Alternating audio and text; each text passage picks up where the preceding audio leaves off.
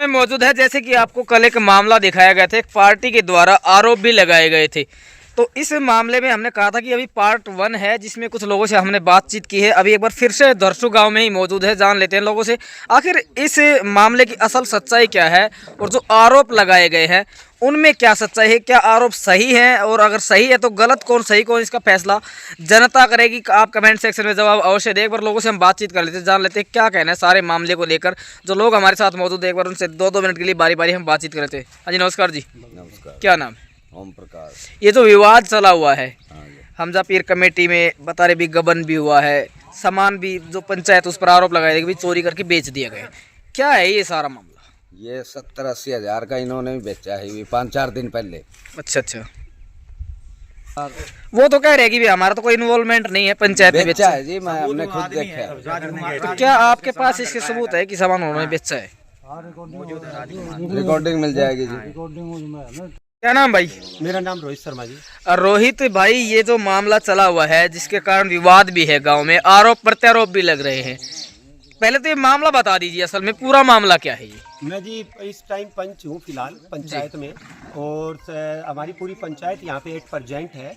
कल यहाँ पे सूट हुआ था कि भाई यहाँ पे ये काम हुआ है। अगर गबन का आरोप लगाया है तो कोर्ट में केस चला गया है, हम कोर्ट में जाके पेश हो जाएंगे अगर हमारे ऊपर गबन का आरोप है।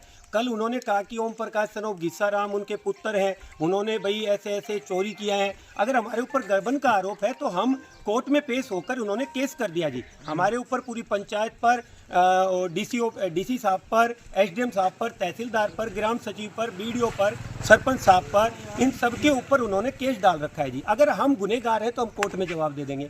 अगर वो कहते कि हमारा पीर बाबा है, मेरा बाबा संभालता था, तो मैं एक बात जाहिर कर देता हूँ जी, आप पीछे के सरपंचों को उठा के देखो ना, उन्होंने किसी ने बैठाया तो होगा उनके बाबा को पंचायत में।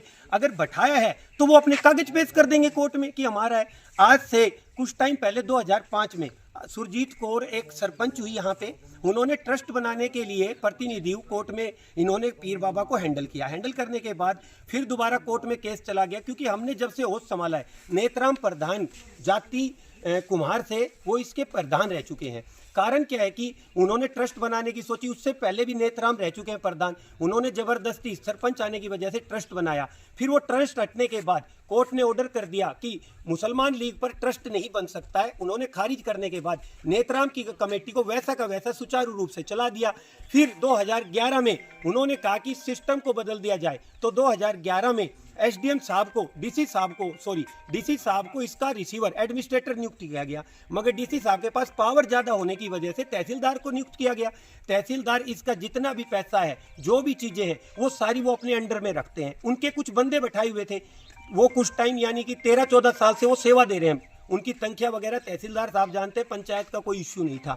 तो सारा माजरा तहसीलदार साहब देख रहे हैं। अगर तहसीलदार पे भी ये गबन का आरोप लगाते हैं तो कोर्ट में केस है उनके ऊपर भी, वो भी वहां जवाब दे देंगे। अदरवाइज हमारे ऊपर ये ब्लेम करते हैं कि हमने चोरी की है या कुछ किया है, तो पब्लिक के सामने प्रूफ लाओ। झूठी वीडियो बना रहे हैं, मेरे बारे में वीडियो बनाई, मुझे जान से मारने की धमकी दी, मेरी कोर्ट में केस है इनके ऊपर। आज से 2000 पिछले जो मुकेश सरपंच थे उनकी योजना में भी 113 नंबर फाइल पे केस है इनके ऊपर, अभी भी कोर्ट में केस चल रहे हैं। सिर्फ उस केस के दबाव में ये पूरे गांव को पजल कर रहे हैं सर। और आप कुछ पूछना चाहते हैं तो मैं अभी आपको प्रेजेंट में जवाब। अच्छा, उन्होंने ये कहा है कि भी तहसीलदार को जो चार्ज है वो दे दिया गया है, तो बता रहे कि भी कुछ 6 लाख रुपए का बिल भी पेंडिंग बता रहे हैं सर। तो ये बोल रहे हैं कि भाई जो एक्चुअल में कारण क्या है कि तहसीलदार साहब ने सारा अपना बैलेंस इंक्वायरी बना रखी है। आप कोर्ट में ये कहते हैं कि हमने आईटीआई मांग लिया, आईटीआई का जवाब दे देंगे तहसीलदार साहब, आप भरेंगे। और अगर कोर्ट में केस है, अगर सटे नहीं है तो ये पीर में बढ़ कैसे सकते हैं? आप गांव से पूछो ना, अगर ये पीर में बड़े हैं, जबरदस्ती कब्जा करने गए, तो इसका मतलब इनके साथ कुछ हुआ है। ये विवाद कहां से शुरू हुआ? ये विवाद कुछ नहीं जी, सबको पीर बाबा चाहिए था। तहसीलदार साहब देखेंगे, और मैं तो प्रशासन से कहना चाहता हूँ जी, पूरे को अडॉप्ट कर लो आप। तहसीलदार साहब कब से देख रहे हैं इसको? तहसीलदार साहब 2011 से, उससे पहले नेतराम प्रधान होता था जी, करीब काफी टाइम से। मैंने अपनी एज में नेतराम प्रधान को देखा है।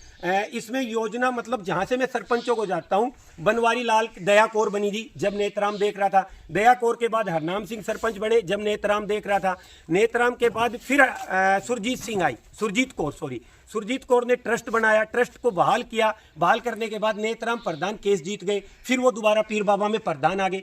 अगर इतना ही मुद्दा है तो इनके पास कुछ कागज तो होगा। इनके केस भी गए 2005 में, हमारे गांव के 30 आदमी जेल में गए, 25 या 30 के, क्योंकि मैं उस टाइम नाबालिग था, मुझे ज्ञान नहीं था। किस मामले में? ये ट्रस्ट के मामले में। अच्छा। क्योंकि ट्रस्ट तोड़ने के लिए कमेटी जीत गई, कमेटी ने अपना कब्जा कर लेना चाहा तो इन्होंने दिया नहीं, इसके चक्कर में 30 आदमी जेल में गए। अगर जेल में गए तो इसका नाम, मैं जो मेरे पापा के तुल्य हैं, हनुमान प्रसाद जी मेरे चाचा कह सकता हूं नाते में, अगर वो जेल गए हैं या अदरवाइज उनका कोई रोल है तो वो कागज पेश कर दें। भाई अगर केस चलता है तो कहीं तो उनका नाम होगा केस में, कोर्ट में। मतलब आज से ज़्यादा नहीं तो 25 साल से कोर्ट केस चल रहे हैं और वो अपना नेत्राम भगत जी केस को जीतता है। मेरे पास कुछ डॉक्यूमेंट है, मैं आपको रिलीव कर दूंगा उस चीज़ों को लिए कि भाई आप देख सकते हैं। तो ये बवाल है। अगर इस चीज़ को देखना चाहते हैं तो तहत से प्रशासन इसकी इंक्वायरी करे। अगर कोर्ट केस चल रहा है तो मैं प्रशासन से अपील करना चाहता हूं कि इसके मद्देनजर रखकर किसी की यहां पर घुसने की परमिशन ना दे जब तक कोर्ट का फैसला नहीं आता है। आप कोर्ट में कागज पेश कीजिए जी। तो जिस तरह से लगातार ये मामला चर्चा का विषय भी बना हुआ है, इससे कहीं ना कहीं जो गांव में जो शांति व्यवस्था है, सौहार्द का माहौल है, वो भी खराब हो रहा है। क्या नाम है आपका और क्या कुछ कहेंगे इस सारे मामले को लेकर? आमजन से क्या अपील रहेगी? मैं ग्राम पंचायत का पंच हूँ जी। ठीक है जी। गांव में हमारे दरगाह है, दरगाह में विवाद चलता आया है, केस भी बने हैं, केस जीतते भी हैं, प्रधान भी बने हैं, प्रधान का हटाए भी गए हैं, लेकिन कुछ दिनों से अपने तहसीलदार, नायब तहसीलदार को सौंपा गया है, 2011 से उसको सौंपा गया है। उसके बाद में उसमें क्या है कि जो ट्रेजरी है, जो गल्ला है, वो तहसीलदार करेगा, बाकी बाहर की देख रेख ग्राम पंचायत आने वाली जब भी पंचायत है ग्राम पंचायत करेगी। अब ग्राम पंचायत जो देख रही है उसके ऊपर इंटरफेयर कर रहे हैं। ये जो माहौल जो खराब हो रहा है गांव में इस सारे विवाद को लेकर के, इसको लेकर के क्या कुछ कहेंगे, क्या कुछ मैसेज रहेगा ताकि जो भाईचारा है, शांति व्यवस्था वो बनी रहे? माहौल सर ऐसा ही है कि जैसे पंचायत को देख रेख के लिए कह रखा है तो पंचायत को देख रेख करने दो। क्यों माहौल खराब, गाँव का माहौल क्यों खराब कर रहे हैं? इसी तरह कहना चाहता हूँ। भाई क्या नाम है आपका? सर मेरा नाम मनोज कुमार है। ये विशाल पंच है, ये बोल रहा था कि सैनी इस पर कब्जा चाहते हैं। वो खुद एक बबई झुंझुनू में एक लड़की को छेड़छाड़ के मामले में उसकी वीडियो है, उस पर मुकदमा चला हुआ है। और वो गांव में एक मुजरिम है, उस पर इतने मुकदमे चल रहे हैं, लोगों को बोलता है कि धमकी देता है, ये कर देंगे वो कर देंगे। चलिए अभी बातचीत कर रहे हैं। जिस तरह से उन्होंने आरोप लगाया था, भाई सरपंच पर भी लगाया, गांव के जो कुछ सैनी समाज के लोग हैं उन पर भी लगाया कि भाई हमारे साथ मारपीट की गई, तो इसको लेकर के क्या कुछ कहेंगे? सर कोई मारपीट नहीं करी गई, सब झूठी अफवाह है, सारी झूठी अफवाह है। उन्होंने ही उस दिन जो विवाद हुआ, हम भी राशन लेकर जा रहे थे डिपो के, उन्होंने ही हम पर हमला किया और बाहर के व्यक्ति बुलाते हैं और जैसे कि उनकी फोटोज है और कैमरे में भी आ रहे हैं वो सब। क्या नाम है आपका? रामोतार। कौन सा गांव है? परसों। क्या कहेंगे इस सारे विवाद को लेकर, क्या कुछ पता है? हाँ जी बताइए। मेरे को तो ग्राम पंचायत ने बैठाया था दर्शु ने जी। सभी ने होकर के इसके तहसीलदार पटवारी की नज़र में भी हूँ जी मैं कि भाई 2 आदमियों मेरे को और जितेंद्र को बैठाया था जी। कितने साल से बैठे हुए हो? मैं तो अभी बैठा था जी, इस पंचायत में आएगा। अच्छा। हाँ, तो उधर हम बैठे थे जी, ये वहाँ गए हमारे पास, बोले तुम्हें किसने बैठाया है? हम बोले महो जी हमें तो पंचायत ने बैठाया है, गाँव बस्ती ने बैठाया है। बोला मेरा बिल है, ये है, उससे लिखवा के लाओ, ये करो। 3 पटवारी भी था जी मेरे साथ, फिर इन्होंने मारपीट की और फिर उसके बाद हम पटवारी साहब भी आए तो उनके साथ भी ये चिपट के मारपीट करने लग गए। कितने दिन पुराना मामला है ये मारपीट वाला? ये है जी महीना की बात है जी। ठीक है जी, अगला क्या करता हूँ। ठीक है जी। एक बार फिर ये बोलिए। सर मैं पंच दरसों सर पंच के पद पे निर्धारित हूँ और गांव में अमन शांति भंग हो रही है। बिल्कुल रोज प्रतिदिन कलेश हो रहा है, इसमें जान मान की हानि हो सकती है। हम शांति चाहते हैं, गांव का विकास करना चाहते हैं, लेकिन कुछ शरारती तत्व गांव के विकास में बाधा डाल रहे हैं। कौन है वो लोग? अभी जी बाहर के लोग आते हैं, कुछ गुंडागर्दी करते हैं, बाहर के लोग आते हैं। हाँ जी आगे बताइए।